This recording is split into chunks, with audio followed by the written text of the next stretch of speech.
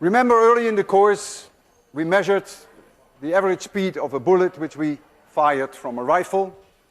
That was because we had the ability of very fast timing. In the old days, fast timing was not possible, and people measured the speed of bullets in a very delicate way. And all the tools that we have learned, we can apply now to this device which we call the ballistic pendulum.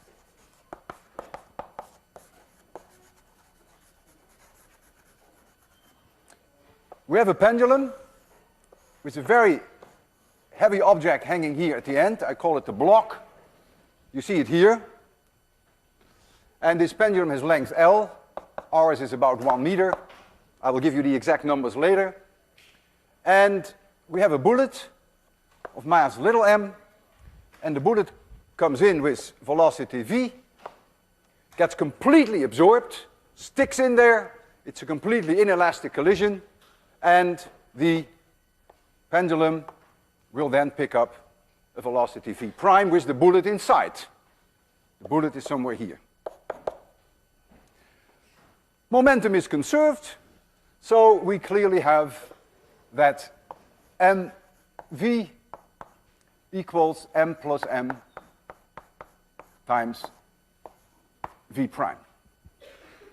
So if you could measure v prime, then you could measure the speed of the bullet, which is v. How do we measure v prime? Well, we wait for the pendulum to come to a halt, let's say here, when the speed is 0. When it was here, it had a speed v prime, and we know that there was kinetic energy here, no gravitational potential energy. I can call this level u equals 0, but right here, if this difference in height is h, then all the kinetic energy has been converted to gravitational potential energy. So we apply the theorem, the work energy theorem, or you could say it's equally valid. You could say we apply the conservation of mechanical energy. And so this kinetic energy, which is 1/2 m plus m times v prime squared, is now converted exclusively to gravitational potential energy, which equals m plus m times g times that h. And we lose our m plus m, so v prime would be the square root of 2gh. And so all you would have to measure h, and then you know v prime, and if you know v prime, you know the speed of the bullet. But life is not that simple. It's very difficult to measure h, and I can make you see that. Suppose this angle theta, when it comes to a halt, is only 2 degrees. Then h, which is L times 1 minus cosine theta, is only 0.6 millimeters for the dimensions that I have chosen here, for a length of 1 meter. And that's it. You can't even see it. It's invisible, let alone that you can measure it to any degree of accuracy. So what are we going to do now? Well, we are going to not measure h, but we are going to measure x. I call this x equals 0. And here, when the pendulum comes to a halt, I call that x. For a 2-degree angle, x is approximately 3.5 centimeters. It can easily be checked by you, of course. So you get a huge displacement in this direction compared to h. If you use small angle approximation, and you better believe it, 2 degrees is very small, then you can prove, which is purely geometrical mathematics, and I leave you with that proof, that this is approximately x squared divided by 2L. I want you to prove that. You take the expansion of the cosine theories of the Taylor series, and you cut it off somewhere, and this is not so difficult to prove. In other words, v prime squared, which is 2gh, can now be replaced by approximately 2g times x squared divided by 2l, which is g times x squared divided by l. And so the velocity of the bullet, v, which is m plus m, divided by m, I bring the m down there, times v prime, but v prime is now the square root of this, so I get an x here times the square root of g over L.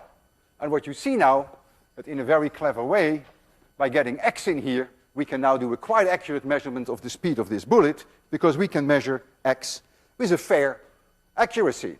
Maybe an uncertainty of only 1 or 2 millimeters in x out of the 3.5 or 4 or 5 centimeters. We're going to measure the speed of such a bullet. We did that before. We should get a number which is not too different. I think we got something like 200 to 250 meters per second. I will give you the input for this experiment. The bullet mass is 2 plus or minus 0.2 grams. I apologize that I don't give you all the numbers in MKS units. You will have to convert them, of course, to MKS unit. The length of the pendulum is 1.13 meters plus or minus 2 centimeters. We're not certain. With an accuracy of about 2 centimeters. And the mass of that block, which is huge, I believe is 3,200 grams, 3.2 kilograms, with an uncertainty of about 2 grams. So we have a 10% uncertainty in the mass. We have a 2% uncertainty in the length. And we have a negligible uncertainty in the mass of the block. That's negligibly small. So if I want to know now what the velocity is of the speed of the bullet, I can calculate what m plus m divided by m is. I can calculate the square root of g over L. And with those numbers, I find 4.7 times 10 to the third times x. We have to measure x. Now, if you look at the uncertainties in the whole thing, we're going to measure x, which may not be 3.5 centimeters, it may be 4 or 5, but the uncertainty in our measurements will probably be 1 or 2 millimeters. Let's say it's 0.2 centimeters. So this is not our real number yet. So that would be an uncertainty of about 2 out of 50 is 4 out of 100, it's 4%. This is 4%, roughly 4%.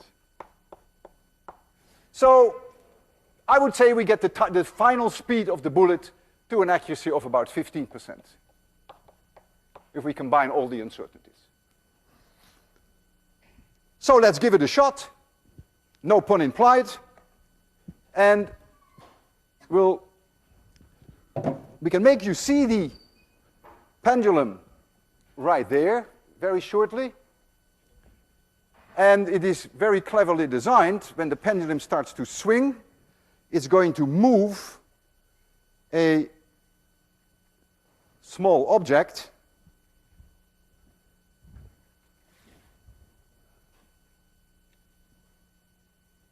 there you have it. I think I can turn this on again. I think that's fine. There is a very small wiper, which is this black wiper, and as the pendulum swings, this is 5 centimeters, this is 10 centimeters, the wiper will stay at the largest extension when the pendulum swings back. Okay, when we fire bullets, it's always a little risky. I have here the bolt. Put the bolt in. The bullet's in my pocket. There's one. That's right. There comes the bullet. And I cock the gun. Everything done right? Yes. So you can look there and then see the swing of this very massive block, and the bullet will get absorbed in that block. You ready for this? 3, 2, 1, 0. I would say 5.2 centimeters. Seems to me about right. So x observed is about 5.2 centimeters. And we know the uncertainty of the 15% already. So I have to calculate now the 4.7 times 10 to the third, 4.7 exponent third, multiply by, I go MKS of course, so that is 0.052, and that is 244 meters per second. I remember last time we had something very similar. So the speed of the bullet is about 244 meters per second. It's a little under the speed of sound, which is 340 meters per second. And we came to the same conclusion last time. All right.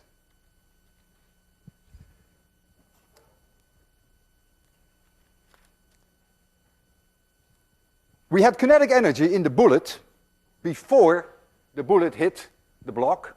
And you can calculate how much that is, because you know the speed now, and you know the mass. 1/2 mv squared. You can also calculate how much kinetic energy there is when this bullet is absorbed in here. That's very easy. That's 1/2 times the total mass, m plus m, times v prime squared, which you also know now. And so you will see then, perhaps to your surprise, that if you compare the two, that 99.94% of all available kinetic energy before the collision was destroyed and therefore was converted to heat. That happened, of course, the heat was produced in that block. Now I'm going to change to the concept of impulse. It's not completely unrelated to what we just did. An impulse is giving someone a kick. That's what an impulse is. Our bullet gave an impulse to this block. It gave it a kick. Impulse. Impulse is a vector, and it is defined as the integral of f dt during a certain amount of time, let's say from 0 to delta t. Now f equals ma, which is also dp dt. We have seen this now several times. The rate of change of momentum, and so I can substitute that in here, and so I find then the integral from 0 to delta t of dp dt dt, and that makes me move to the domain of momenta. So I have now simply the integral over dp from some initial momentum pi to some final momentum pf. And so that is simply the final momentum minus the initial momentum. So what an impulse does, it changes the momentum. There's a force that acts on something for a short amount of time, could be a little longer, as you will see with rockets, and that gives it a change in momentum. If we have an object that we drop on the floor, so we have an object mass m, and we drop it on the floor, and we let it fall over a distance h, then it's going to hit the floor with a certain speed. We know it's down, the velocity, and that equals the square root of 2gh. If this were a completely elastic collision, which depends, of course, on the quality of the object, and it depends on the quality of the floor, maybe a super ball or marble would be almost completely elastic, then the ball would bounce back with that same velocity. And if that were indeed a completely elastic collision, then you can see that the impulse that the ball is given to, that is given to the ball, as the ball hits the floor is giving an impulse to the ball, and that impulse equals 2mv. The ball changes its momentum. It was first mv in this direction, and now it's mv in this direction, so the change is 2mv. So an impulse is given to the ball. Now, if the collision were completely inelastic, then the ball would just say, like a tomato, I throw a tomato on the floor, it goes pfft, no speed anymore when it hits the ground, then of course the impulse would only be mv, because then it doesn't come back up. So there is no, the change in momentum is then smaller. We have here two balls that look alike. They have a mass of 0.1 kilogram.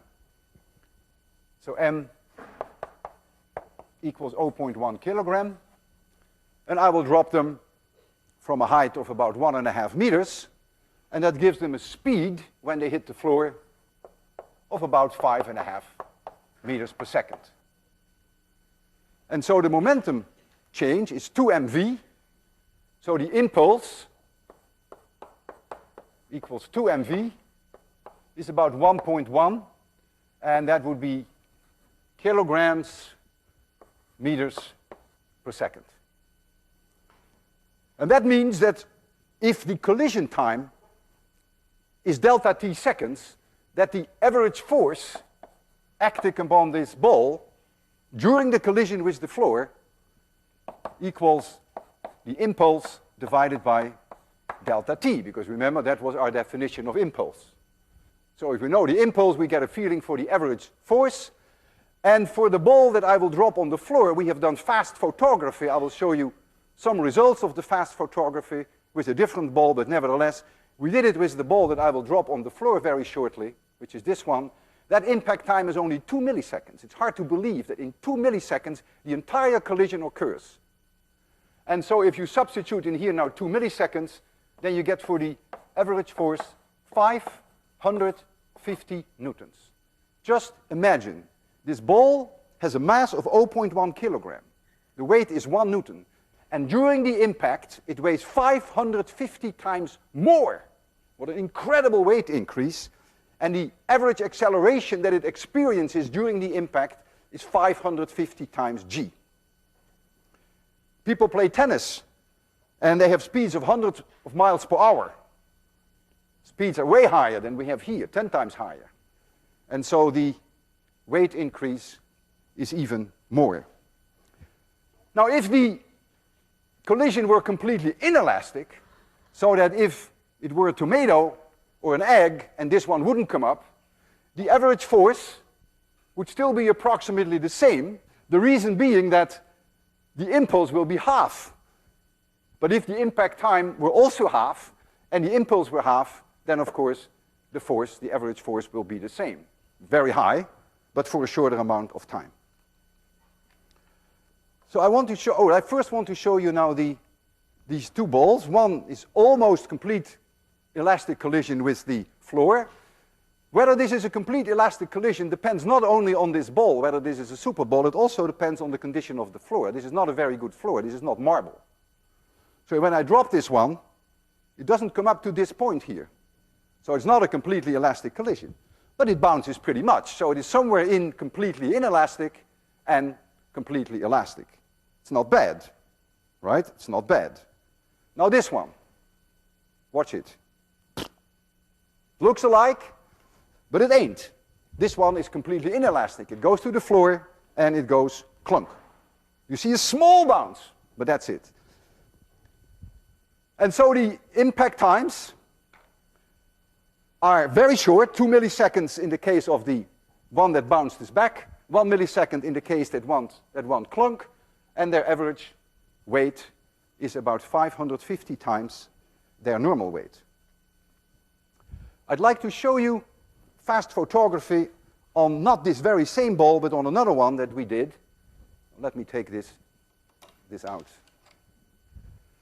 And that is a ball that comes down with a speed of 4 meters per second. And each frame is 1 millisecond.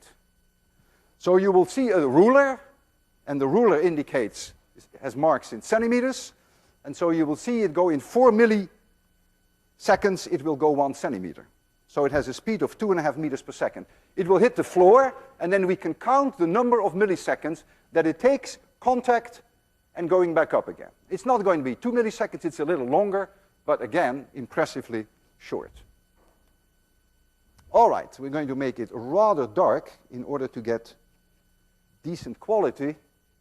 I'm going to turn 5 of these off, and I'm going to set the TV at 2, and now I will start this. There we go. Let's hope that that will go. Okay, there comes the ball down. These marks are in centimeters. So it is a ruler in centimeters. This is 1 centimeter. I'll rewind a little because we were a little too late. Okay, we'll start again. So watch when it passes this mark. 1, 2, 3. You see 4 milliseconds for about 1 centimeter. So that's 2.5 meters per second. And now we'll count the number of milliseconds at impact. 1, 2, 3, 4, 5, 6, and it's off. About 6, maybe 7 milliseconds. And this is no special ball. These impact times are amazingly short.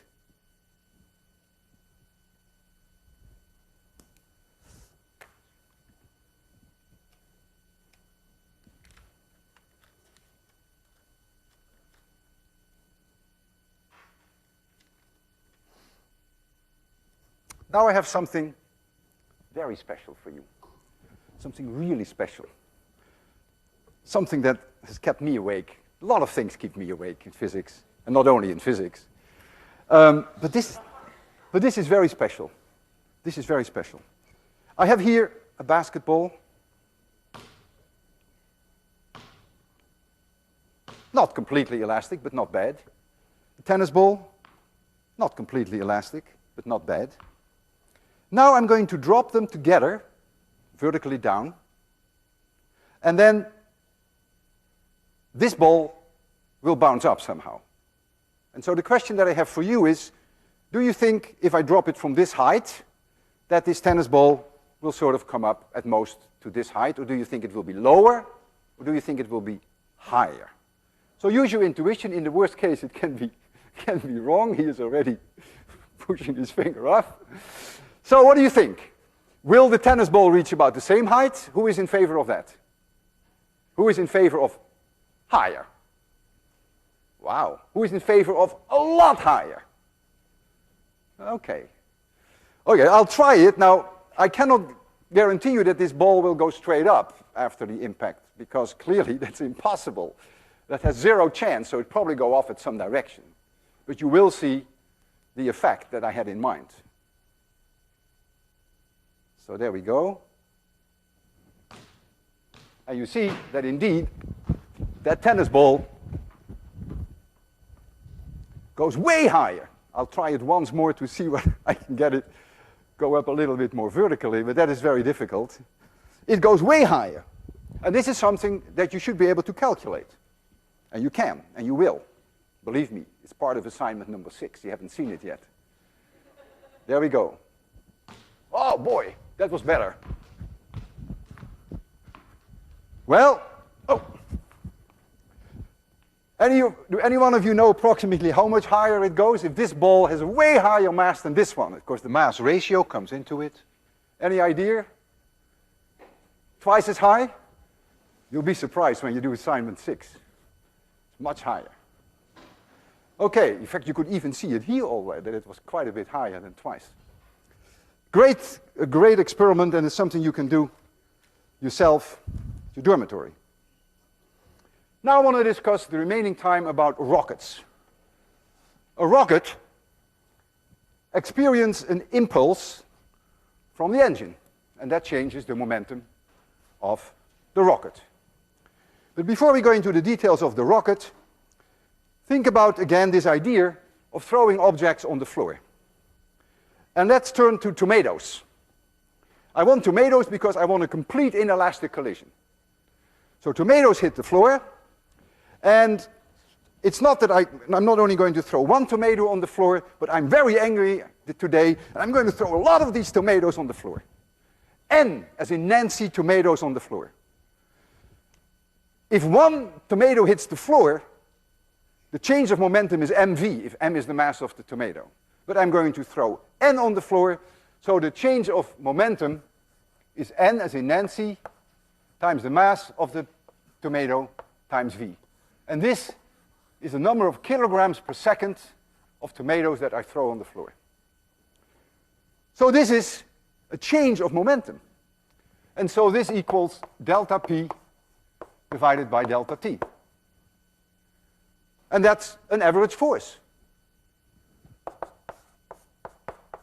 So the floor will experience a force in down direction. Of course, that was also the case here when the ball experienced a force up, which we calculated here. The floor experienced, of course, the same force in down direction. Action equals minus reaction, Newton's third law. So the floor experiences a force in down direction. And I can write it down in a somewhat more civilized form. F equals dn dt times the velocity, if the velocity of the tomatoes that hit the floor is constant. And we're going to apply this to rockets, whereby the exhaust out of rockets has relative to the rocket a constant speed. And this is then the number of kilograms per second that I throw on the floor. This is very real. I can throw these tomatoes on a bathroom scale. And if I threw 4 kilograms per second on a bathroom scale, and they hit the bathroom scale with 5 meters per second, you better believe it that you will see that the bathroom scale will reach an average force of about 20 newtons. 4 times 5.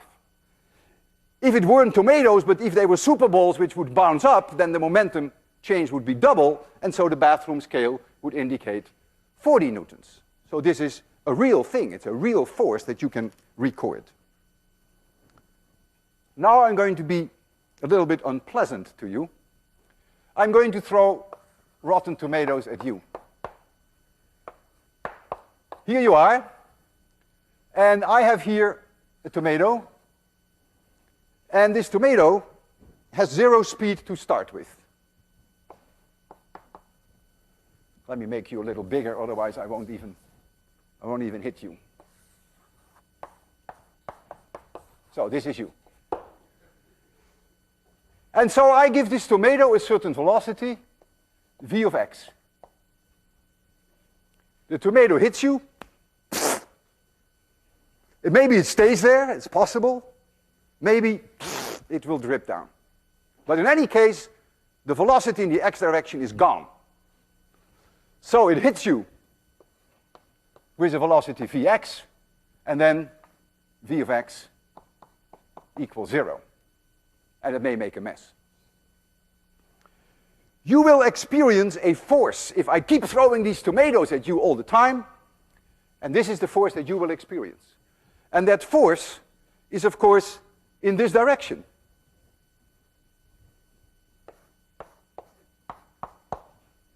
You get all these tomatoes, and you feel that as a force. But now look at the symmetry of the problem. Here, the velocity goes from vx to 0. But I, throwing the tomatoes, has to increase the velocity from 0 to vx. So for obvious reasons, I must then feel a force in this direction. Think of it as a recoil when you fire a bullet. So I experience exactly the same force, but in this direction. And that now is the idea behind a rocket. A rocket is spewing out tomatoes, well, not quite tomatoes, it's spewing out hot gas in this direction, and then the rocket will experience a force in that direction. That is the basic concept behind a rocket. And the higher the speed of the gas that it throws out, the higher that velocity, the more kilograms per second it spits out, the higher the mdt, the higher will be the force on the rocket, and this force on the rocket is called the thrust of the rocket. So if we have a rocket in space, here's the rocket,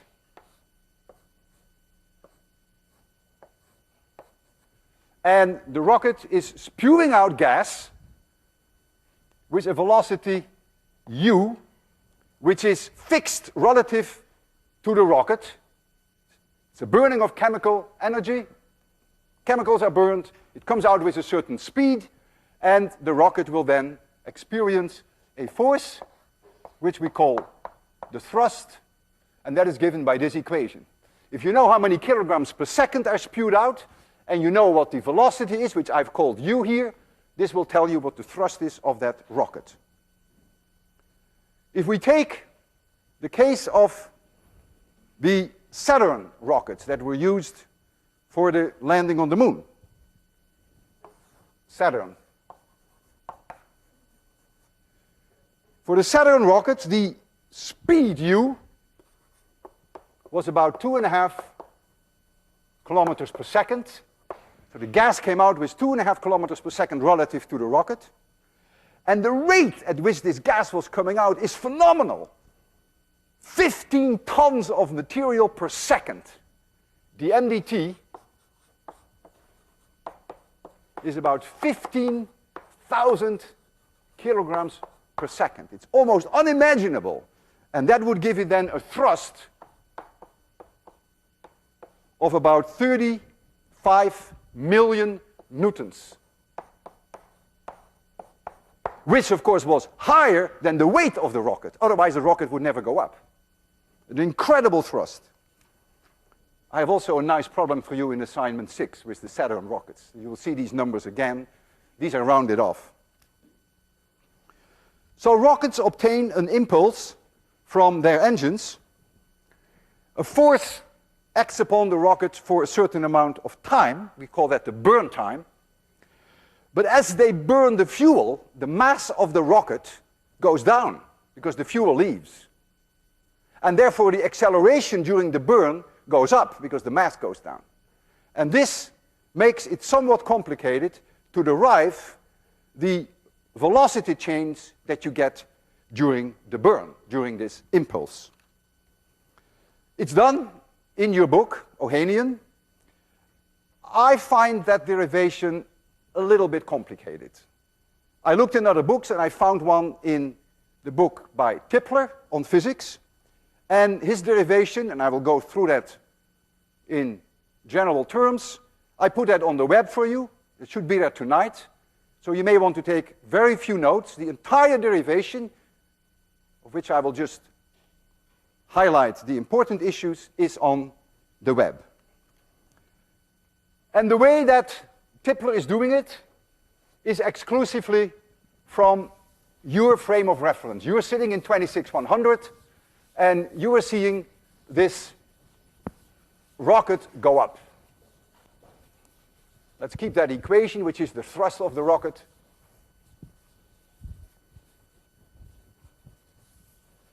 Except that in the case of a rocket, we would call this u, which is the speed of the exhaust relative to the rocket, and this is what we call the thrust. So let's now take a rocket which at time t,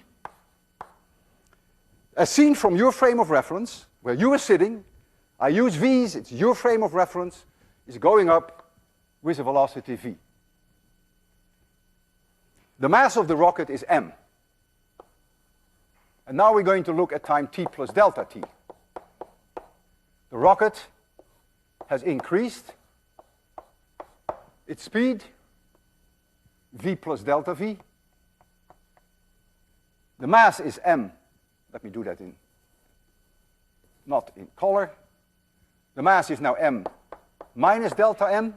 And here is a little bit of exhaust that was spewed out with velocity u relative to the rocket. U relative to the rocket. So u in 26100 will see the velocity of this little piece delta m. You will see this to be v minus u. If the velocity of the rocket is larger than u, could be, you will see the exhaust going up from your frame of reference.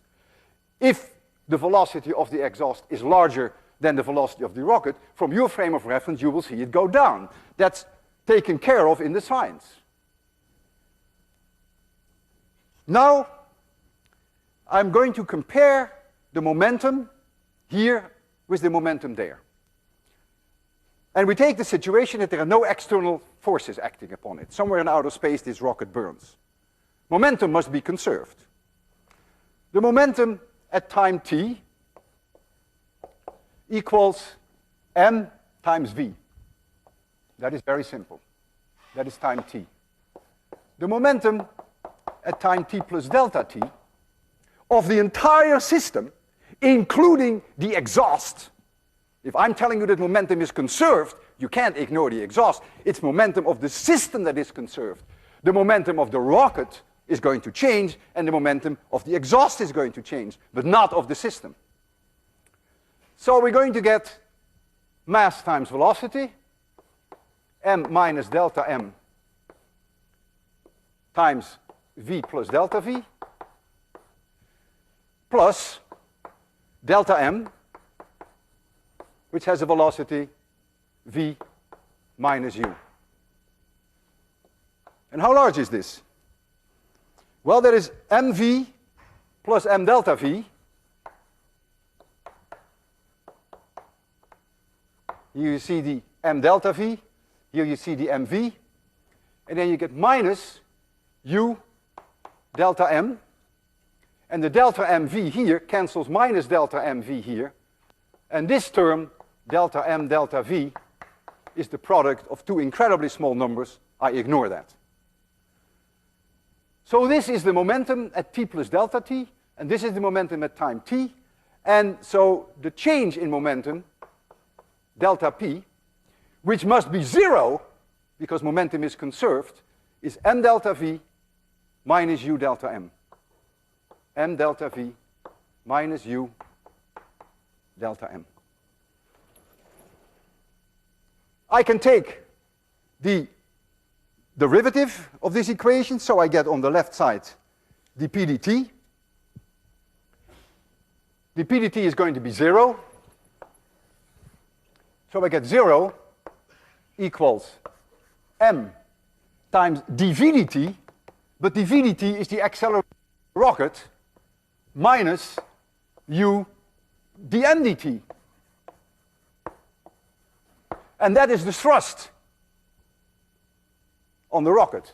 So what you see here is something that is very easy to digest, that ma, which is this is the acceleration of the rocket, this is the mass of the rocket at time t, equals the thrust of the rocket, and that equals u dm dt. And some people call this the rocket equation. Now this is true if there is no external force on the system. It is interesting to include a real launch from Earth. And if you have a real launch from Earth, then the rocket is going up in this direction, but then gravity is exactly in the opposite direction.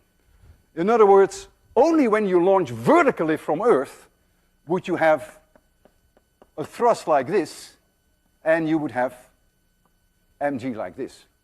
In that case, this equation has to be adjusted, and then you get ma equals m thrust minus mg. Only if you have a launch from Earth vertically up. Now you have to do a little bit of massaging, and I will leave you with that massaging. A couple of integrals are necessary to convert this into the final velocity of the rocket after the burn compared to the initial velocity. And that part I will leave you with, but you will see that worked out in all detail on the notes that I left on the web. And then you come up with a very famous equation that the final velocity of the rocket minus the initial velocity of the rocket equals minus u times the logarithm of the final mass of the rocket divided by the initial mass of the rocket. This is if there were no gravity at all. Just in case, and only in case, of a vertical launch from Earth, there is also here a term minus gt. Only if you have a vertical launch from Earth. When I watched my lecture, I noticed that in my enthusiasm I put brackets around the minus gt. This is quite misleading because it may give you the wrong impression that there's a product at stake here, which is not so. So the brackets really should not be around the minus gt. It is this term, minus u logarithm of mf divided by m of I minus gt. Let's now look at this equation in a little bit more detail so that we get a little bit of feeling for it. Suppose we had a vertical launch from Earth, but we had no rocket. It's possible. So this term does not exist. What do you see? That the velocity equals v initial, we have called that before in 801 v0, that's the initial speed, minus gt. Ha! We had that result during our first lecture. Completely consistent with this equation. If you have no rocket, you get that v equals v0 minus gt, if you throw the object vertically up, and we had a vertical launch. So that looks good. We launch from the Earth, and we now have an initial speed which is 0. The rocket is standing there, and we fire the rockets. T, by the way, is the burn time of the rocket. Let me write that down. T is the burn time. So initial speed is 0. So now, this final velocity, if we want this final velocity to be anything physically meaningful, a positive number, this thing has to come out positive. And you will say, well, how can that be? Because we have a minus sign here, and we have a minus sign there. How can that ever become positive? Well, don't forget that the final mass is smaller always than the initial mass, because you burn fuel. And so this logarithm is always going to be negative. And so this term is always going to be positive if you burn any fuel. Now, of course, for this velocity to be a real value, physically meaningful, this term has to kill this one, has to be larger than this one, otherwise the rocket won't even go up. You could be spewing out fuel all the time and the rocket would just be sitting there because the thrust up effectively is not enough to lift it off. So the first term has to win from the second term in case of a vertical launch. Let's take an example with some numbers. It always gives a little bit of insight. We have a burn time of about 100 seconds. And the initial speed is 0. And let us take a case whereby u is 1,000 meters per second. That is less than the Saturn rocket, but it's still sizable. It's a kilometer per second. So the exhaust is coming out relative to the rocket with 1 kilometer per second.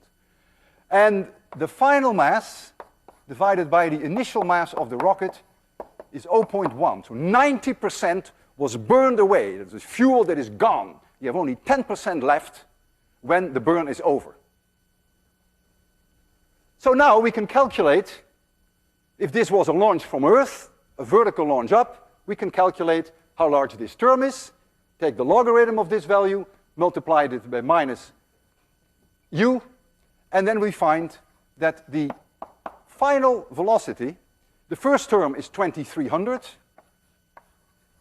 and the second term, 100 seconds, and this is 10, is minus 1000. So you pay a price for the gravitational field, and so you have about 1.3 kilometers per second is the final speed of that rocket. These are meters per second, and that is in kilometers per second. Now, if there were no gravity, then of course the gain in speed, this difference would be 2300 meters per second. Also, if there is no vertical launch, but if, for instance, the rocket were in orbit around the Earth, here we have the rocket, and it's going in orbit around the Earth, then of course, even though there is gravity, gravity is now not doing any work. And therefore, if you fire this rocket for 100 seconds, the change in velocity, the tangential change, will also be 2300 meters per second. You cannot say now there is gravity, and therefore we have to take the GT term into account. It would be the same for this equation. If you had an object going in this direction, this minus GT term wouldn't be there either. It's only, of course, when you deal with a vertical motion. It is very important to realize, and very non-intuitive, that when you burn a certain amount of fuel, for a given amount of time, you obtain a fixed change in the velocity. This is fixed for a given amount of fuel. The change in kinetic energy is not fixed. And I'll give you some numbers so that you can immediately check that for yourself. And it is very non-intuitive. It is in fact a mistake that is made by many physicists who think that if you burn the same amount of fuel of the same rocket for the same amount of time, that the increase in kinetic energy is a given. That is not true. It's the change in velocity that is a given. Let's suppose that V final minus V initial is 100 meters per second. That's just a given. I have a rocket, I have a certain amount of fuel, I burn it, and that is my change in velocity. I start off with V initial is 0. So my kinetic energy increase is 1/2 m times 100 squared, which is 10 to the 4th. That's what I got out of this burn. Now I use the very same rocket, the same amount of fuel, the same burn time, so I get again that the final velocity minus the initial velocity is still 100. That's exactly the same. But before the burn, this rocket had an initial velocity of 1,000 meters per second. What is now the gain of kinetic energy? The final velocity is now 1,100. That's non-negotiable, because the rocket changes the momentum, changes the velocity by a fixed amount. So now the gain of kinetic energy, the increase of kinetic energy, equals 1/2 m times 1,100 squared minus 1,000 squared. This is the new velocity, and this was the old one. And this number is 1/2 m times 200,000. This could be in joules, and this is also in joules. This number is 20 times higher. So you see that the change in velocity was exactly the same. The rocket burned the same amount of time, the same amount of fuel, but the kinetic energy increase is way more if the rocket has a higher speed to start with. We here in 26100 made our own rocket. It's a very down-to-earth model, no pun implied. But it is quite powerful, and I would like to show it to you because we are quite proud of it. As a rocket, we use a fire extinguisher, carbon dioxide. And this fantastic invention I have here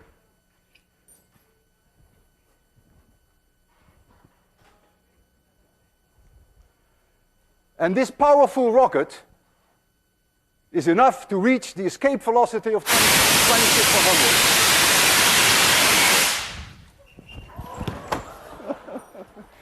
I almost reached the escape velocity, but I crashed. See you next Friday.